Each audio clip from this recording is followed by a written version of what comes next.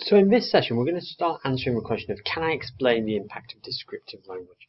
And what we're going to be looking here today is being able to discuss and analyse the descriptive language that our author can use.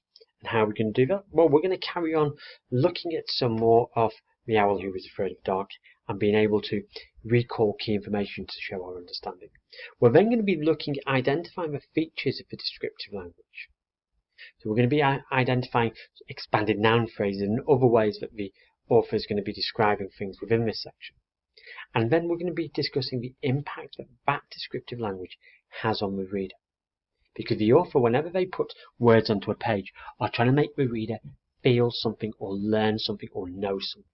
And we're going to be looking at that language the writer is using to see what they are trying to make the reader feel. So far we've read the first 6 chapters of our book. And can you remember why each character described the dark in the way that they did? So the young boy in chapter 1, dark is exciting. The old lady in chapter 2, dark is kind. The Boy Scout in chapter 3, dark is fun. The girl with the ponytail in dark is necessary. The Lady Father Christmas in dark is fascinating. And the man with the telescope in dark is wonderful. So can you remember why each character described the dark in the way that they did? Pause the video, have a little think, and then let's have a look at what our answer's going to be.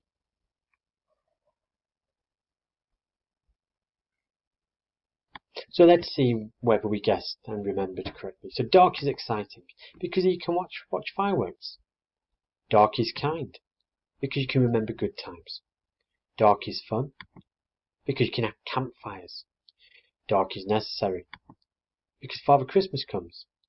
Dark is fascinating because there's lots of interesting animals. And dark is wonderful because you can study the stars.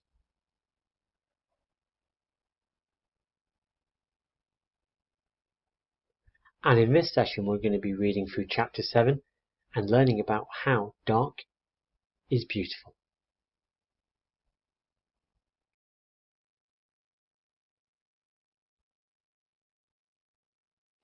When Plop woke up, it was already getting dark. He came out onto the landing branch. There was an exciting frosty nip in the air. "Now who's a day bird?" Plop shouted at the darkness. "I am what I am." "What is he bellowing about?" said Mr. Barn Owl, waking up with a start. "I believe Plop is beginning to enjoy being an owl at last," said Mrs. Barn Owl. "But shh! Pretend to be asleep." Plop waddled up to inspect them. They were drawn up tall, fancy sleeping on such a lovely night. Well, he wasn't going to hang about waiting for them. He might be missing something. The man with the telescope might be back, or some Boy Scouts, or anything. He was going down to see. So Plop shut his eyes, took a deep breath, and fell off his branch. He floated down on his little white wings and landed like a feather. Feeling very pleased with himself, he looked around. There were 2 strange lamps shining from the shadows under the tree. Plop went closer and found that the lamps were a pair of unwinking eyes, and they belonged to a big black cat. Plop waited for a minute, but what he was expecting to happen didn't. "Aren't you going to say anything?" he said at last. All the others did. "What should I say?" drawled the cat. "Well, what did you think I was?" said Plop. "I've been mistaken for a Catherine wheel, and a thunderbolt, and a woolly ball, and a darling, and a shooting star, and even a roly-poly pudding. Don't I remind you of anything?" "You look like a baby owl to me," said the cat. Then, seeing Plop's disappointed face, he added, "I did wonder for a moment whether it was starting to snow." "You thought I was a snowflake?" said Plop, brightening. "Yes, but then when you landed I saw that you looked more like a little fat snowman," said the cat, "and I know you were a baby owl." "Ah, but do you know what kind of owl I am?" said Plop. "No," admitted the cat, "I can't say I do." "I'm a barn owl," Plop said. "Really?" said the cat. "Well, I'm a house cat, I suppose. My name is Orion." "Orion the great hunter," breathed Plop. "Well, thank you," said the cat, stroking his fine whiskers with a modest paw. "I am rather a good mouse, as a matter of fact, but I didn't know I was famous as that." "Orion," said Plop again. "Oh, wish I had a name like that." "What's your name?" asked the cat. "Plop," said Plop. "Isn't it awful?" "Oh, I don't know. It's different," the cat said kindly, "but at least it's short. There's nothing short for Orion, really, so I'm usually called Puss, which I can't say I care for. I shall call you Orion, said Plop. Thank you. Look, Plop, I was just going hunting. Would you like to come with me? Oh, said Plop, I don't know. I would like to, I think, but I'm not very happy about the dark. Oh dear, we'll have to do something about that, said Orion. What? Said Plop. What can you do when you're afraid of the dark? I don't believe you are afraid of the dark, really, said Orion. You just think you are. Dark is beautiful. Take a night like this. Look around you. Isn't it beautiful? Plop looked. The moon had risen. Everything was bathed in its white light. I love moonlight, said the cat. Moonlight is magic. It turns everything it touches to silver, especially on frosty nights like this one. Oh, come with me, Plop, and I will show you the beautiful world of sparkling silver, the secret nighttime world of cats and owls. The daytime people are asleep. It is all ours, Plop. Will you come? Yes, said Plop. I will. Just wait while I tell my mummy where I'm going. He flew like an arrow up to the landing branch. Well, said his mother, Orion says that dark is beautiful, and he's asked me to go hunting with him. Can I go, Mummy? Can I? Of course, dear. But who's Orion? The great hunter, said Plop. See you later. When Mr. Barn Owl came in from his first expedition, he found his wife a bit agitated. I think all that stargazing has gone to Plop's head, she said. He said he was going hunting with Orion, the great hunter. That was one of the stars he showed us last night, wasn't it? I saw him just now with a perfectly ordinary black cat, said Mr. Barn Owl. They were pussyfooting it up among the chimney pots on those houses near the church. So far away from home. Are you sure it was Plop you saw? Said Mrs. Barn Owl. It was indeed Plop he had seen. Orion had taken him up to his rooftop world, the cat leading the way, climbing and leaping, Plop fluttering behind. They sat together on the highest roof and looked down over the sleeping town, a black velvet cat and a little white powder puff of owl. Well, said the cat. It is, oh, I haven't the words for it, breathed Plop. But you were right, Orion. I am a night bird after all. Fancy sleeping all night and missing this. And this is only one sort of night, said Orion. There are lots of other kinds, all beautiful.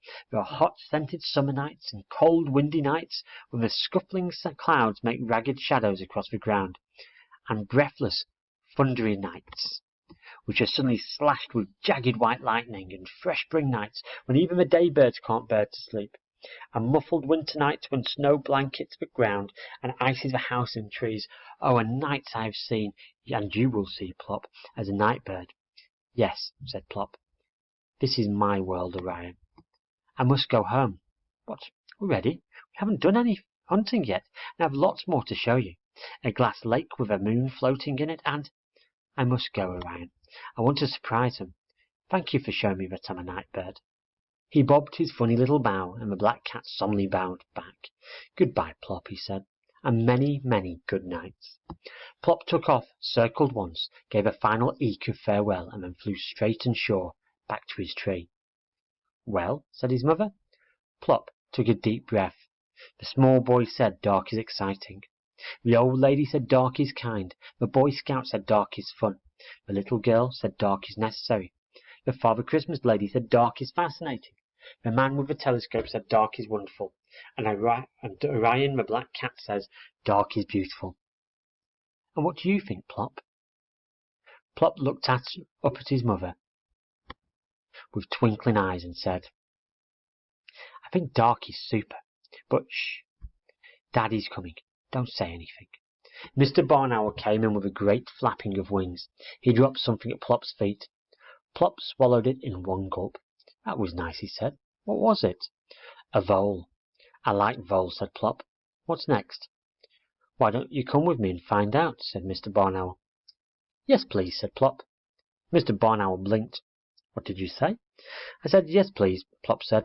I'd like to come hunting with you. I thought you were afraid of the dark. Me? Said Plop. Afraid of the dark? That was a long time ago. Well, said his father, what are we waiting for? A hunting we will go. Hey, wait for me, said Plop's mother. I'm coming too. So they took off together in the moonlight. Mr. and Mrs. Barn Owl on each side, and Plop in the middle. Plop, the night bird.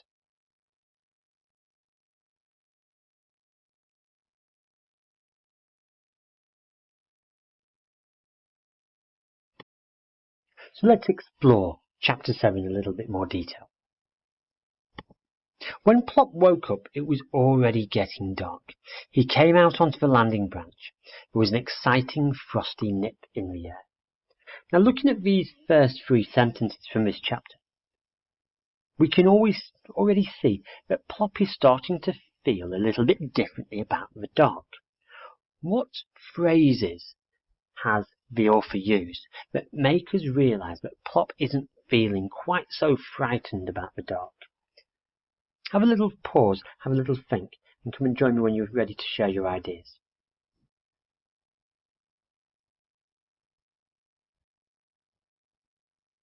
Well, if we think about how Plop's felt before, whenever he's been getting up and it's been getting dark, he's actually scared. He actually wakes up in the daytime and tries to go to sleep when it's dark. However, we're told that today, when he comes out onto the landing branch, there's an exciting frosty nip in the air. Not a scary, not a terrifying, not a sad or disappointing. We're using the word exciting.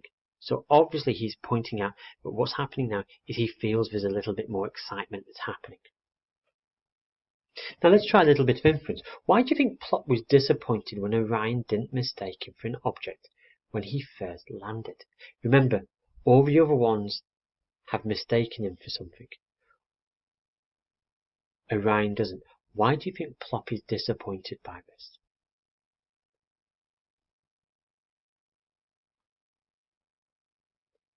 Well, in a way, Plop is quite enjoying the surprise that people are having by finding out that it's not a thunderbolt, it's not a darling, it's not a woolly ball, but it is actually a barn owl.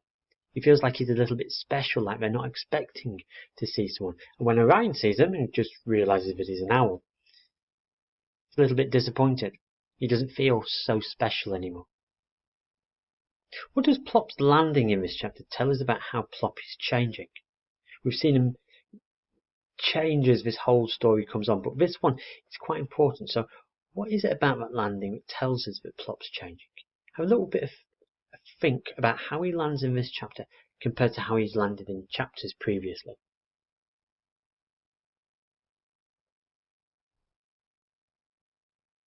Well, in previous chapters we've been told that he's not too bad at flying, it's the landing that he has a problem. But this time he floated down on his little white wings and landed like a feather. Now, I don't know about you, but that made me think about the way his dad flies off and lands. So the elegance, the fact that he's a master of doing this now. Now he's not struggling anymore like a little baby, but he's grown into someone who can take off and land quite easily now. And the next question is, how did Orion describe the dark to Plop? What kind of language did he use? Look back at the text and think about the way that he described it. He goes through a series of descriptions. So how does he describe that dark, and what kind of language is he actually using when he's describing it?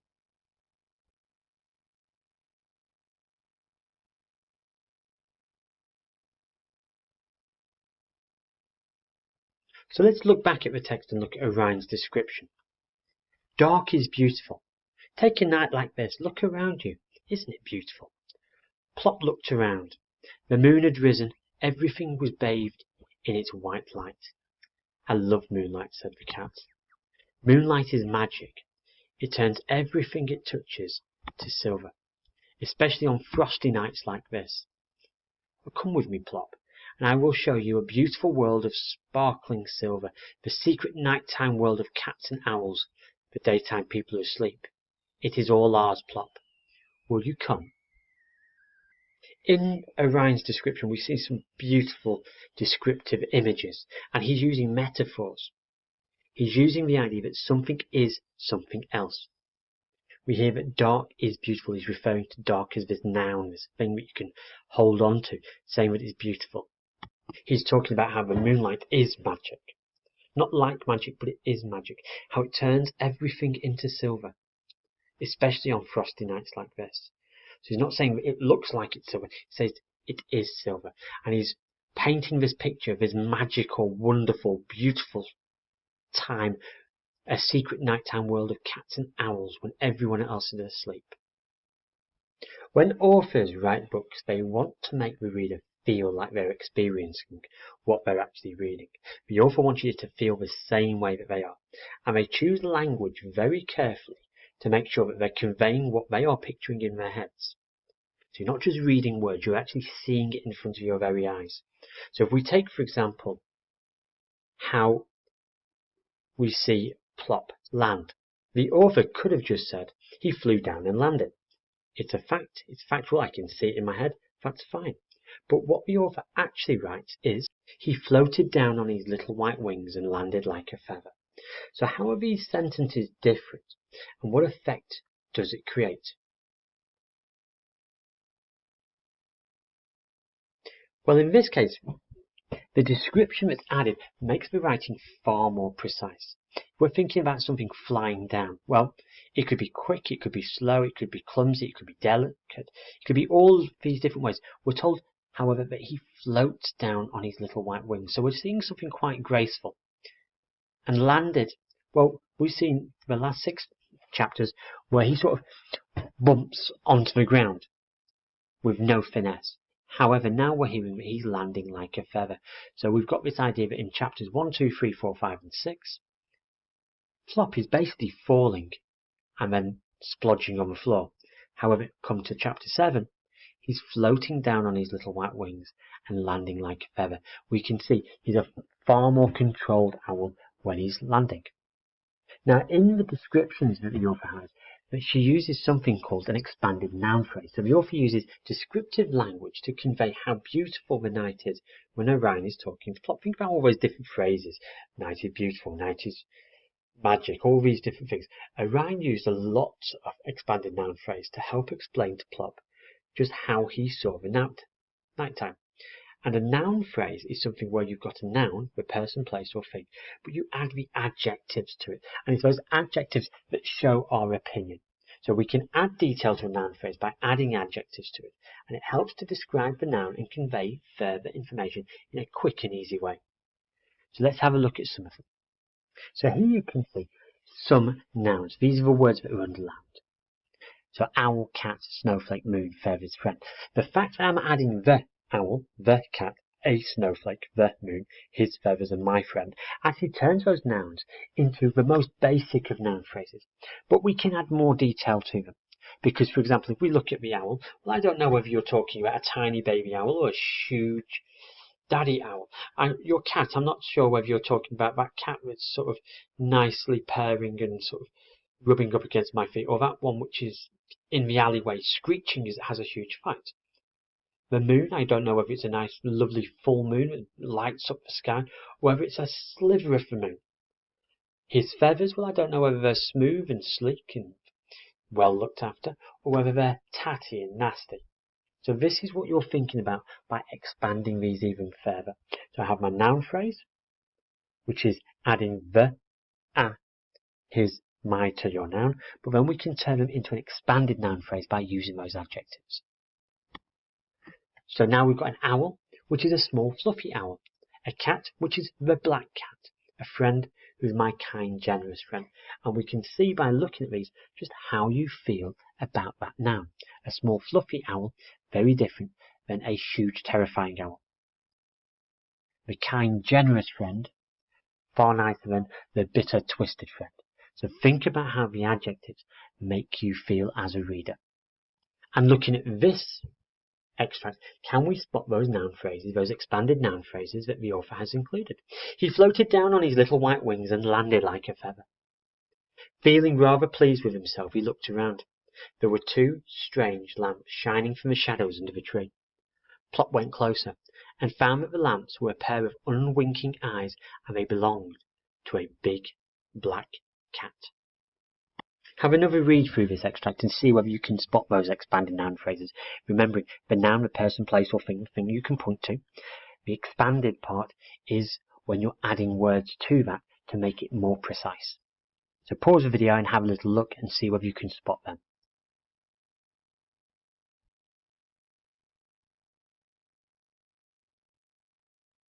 And here you can see those expanded noun phrases that we're hoping that you found.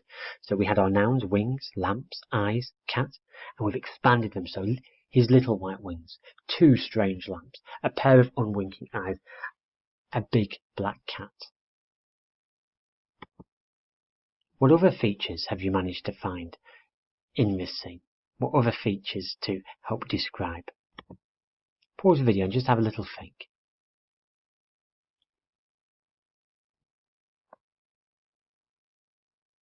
Another technique is a simile. Do you know what a simile is? Well, a simile is when something or someone is described as being like or as something. So the direct comparison. So let's have a little look. These are 3 similes about Plop. Which one do you like the best? Because depending who you are as a reader, as a writer, you're going to see Plop in a slightly different way. So which one do you like best and why? Plop was as fluffy as cotton wool. Plop hurtled to the ground like a cannonball. Plop's knees were as knobbly as tree twigs. Maybe share with someone around you which one you like best. Do they agree? Do they disagree?